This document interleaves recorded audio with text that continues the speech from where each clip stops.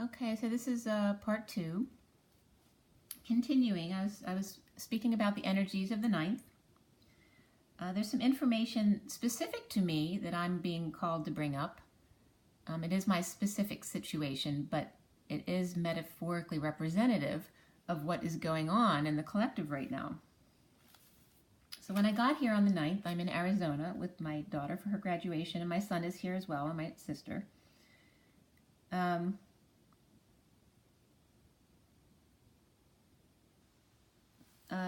On my flight, I wanted to bring up the fact that I've been using my flight time to delete and clean out my mail. And it was interesting because when I cleaned out a lot of mail, it took me I probably spent an hour on the plane deleting mail. And when I finished, because I just couldn't take it anymore, the mail ended up at 1441, and 14 is the temperance energy, and then 41 is the Ace of Cups.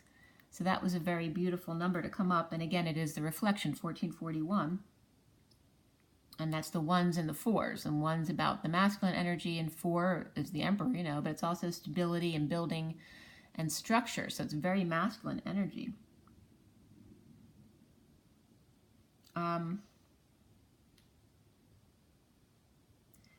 I ended up, as I said, speaking to a very lovely traveling nurse on the plane about this journey, and she was very open to listening to it, and I ended up gifting her my CD, and she ended up gifting me back something. So it was another example of reciprocity, okay, immediate manifestation. And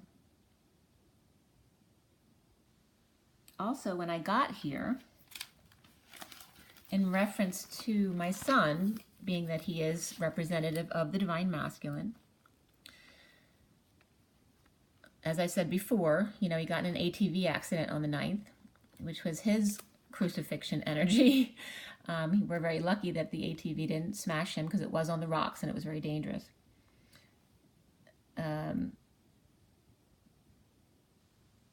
We watched, I haven't seen this show before because I don't watch TV anymore. I just watch movies. But my son is very into watching Life Unexpected, which there you go with Uranus coming in this week, unexpected, which is perfect. And he also likes the mother actress very much, which is an older woman to him. So I thought that was very interesting too. And then also representative, metaphorically speaking, of the divine masculine in his relationship with his mother, since we are now visiting as well. Also that night, I ended up falling asleep on the couch, perpendicular to my son. So our heads were head to head basically in position. So I was sleeping perpendicular to him, which is representative of the divine masculine and divine feminine. So they're not aligned, but they are touching, but they're just perpendicular to each other at the moment, as opposed to vertical alignment, which is what we're looking toward, right? But then again, the divine masculine, I believe, is the horizontal alignment I brought up in a recent video, and then the divine feminine is the vertical alignment. So that's kind of interesting that that's the position we ended up sleeping in that night. And also my daughter's dog, Charlie, who's very attached to her and always sleeps with her, actually slept at my feet that night at the couch. He did leave eventually, but he stayed with me until we were asleep at least. That protective energy. And that came up. The reason why, and that even came up in a conversation with my daughter, the reason why she has Charlie in the first place, why he came into her life, why she manifested him to protect her. So on the 10th, May 10th, which was the Page of Wands and the Wheel of Fortune energy. So that's very inspired and excitable energy, right? The 10 is the 1 energy and the 0 energy, and 0 is source, God power, on the inside, with 1 on the outside, which is the very focused masculine energy. So it's very strong.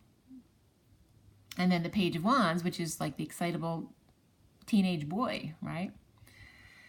So the 10th was her graduation day. So that was in perfect alignment with those energies. And one of my comments on my last video, I believe it was Andrea, brought up, because I had heard when my phone rang, instead of the usual ding, I said it was like cha-ching, and it was actually my friend who was just sending money at that time, but it also referenced what I was talking about at that time. And she had commented that brought up Tao Te Ching. And I looked up the definition specifically because that's how I get information sometimes of my downloads. And Tao is basically unnameable process of the universe. The TE part is divine power. And Ching is great book or classic or canon. So this is literally holder of epiphanies, unnamed process of the universe through divine power, okay? So that is the Twin Flame Collective. They are the holders of epiphanies through this unnameable process of the divine power. So I thought that expression was great. And the Tao Te Ching is like Chinese proverbs. So that came up as well. I actually looked up a few, which I'm going to tell you in a moment, because I saw them for a reason. So I'm going to pass them forward to you. I was trying to figure out codes that day as well on May 10th. J tears, as far as Jesus's tears, came up, as well as ET jars, which is like extraterrestrial jars, which brought up Jar of Hearts for me. So that is directly parallel to the J tears, the Jesus tears. And also that the reflection,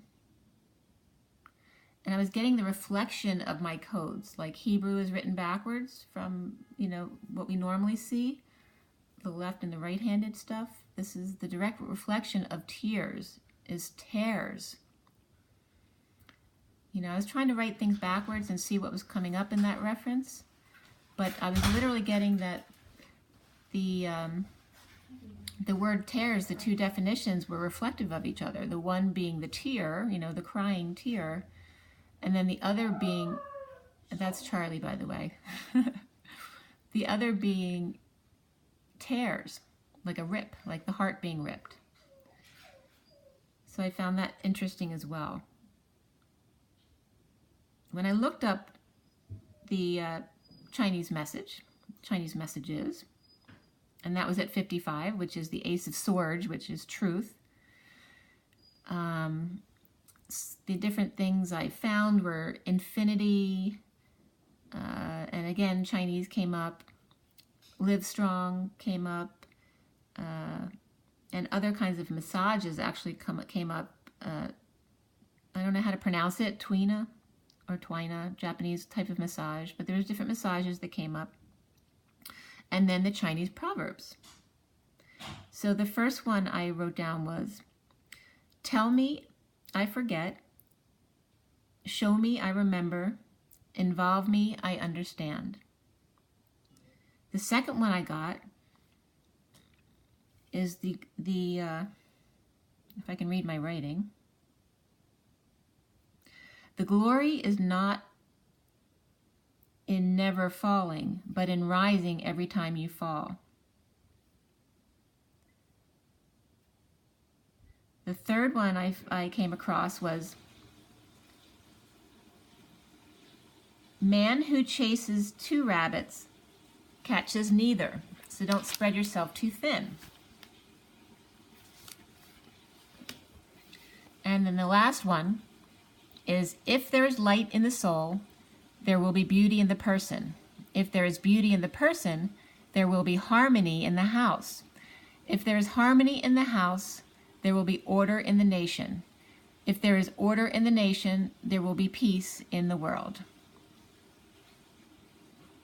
Okay.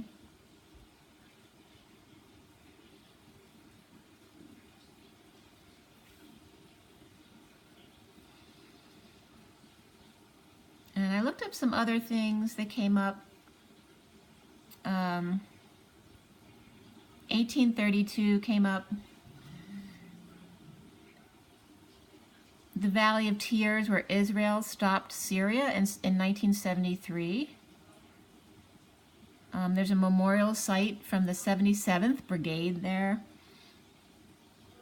The Tears of God in the book of Jeremiah, the weeping prophet. And that actually referencing that Jesus weeps more than Jeremiah. That Jeremiah was actually weeping God's tears, which again came up again, references back to the J tears. In the Bible, it was talking about the fact that God doesn't, but God doesn't experience emotion. So it was just referencing that kind of information, because he does through Jesus or Jeremiah, through us. The tears, the cry, and the tears, the rip, the reflection. The word hippo came up. And also Exodus 9:14. And again, 9 is the hermit and 14 is the temperance card. It's very wise. I will send all of my plagues upon thine heart. And it was basically being expressed to the Pharaoh, I believe. So that was God saying, I will send all my plagues upon thine heart, to the Pharaoh and upon your servants as well. So don't be associated with people that you don't resonate with.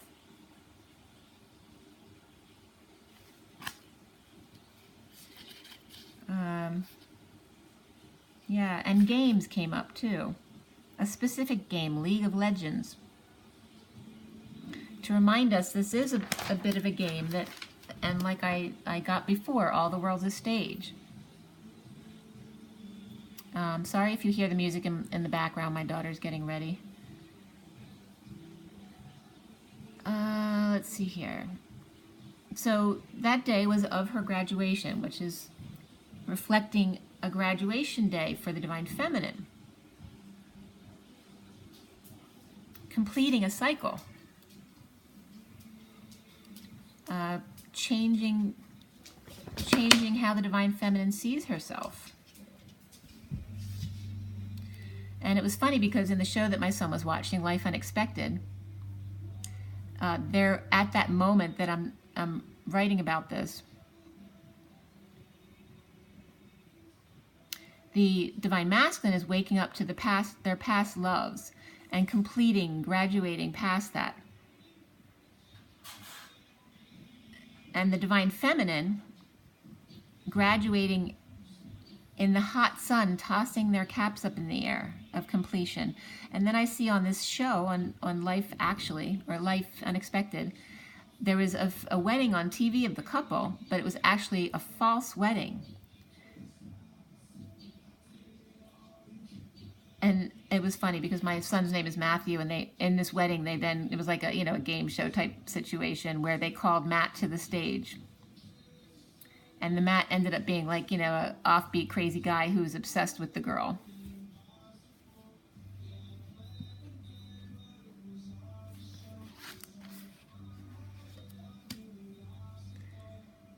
So then, in reference to this energy,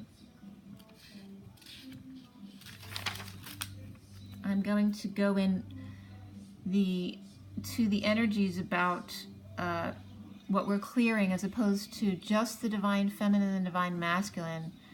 We're actually going to get into this in more specifics, not just the Divine Masculine and Feminine, but both the Divine Masculine and Feminine adults and the Divine Masculine child. And I'm going to go into that on the next installment.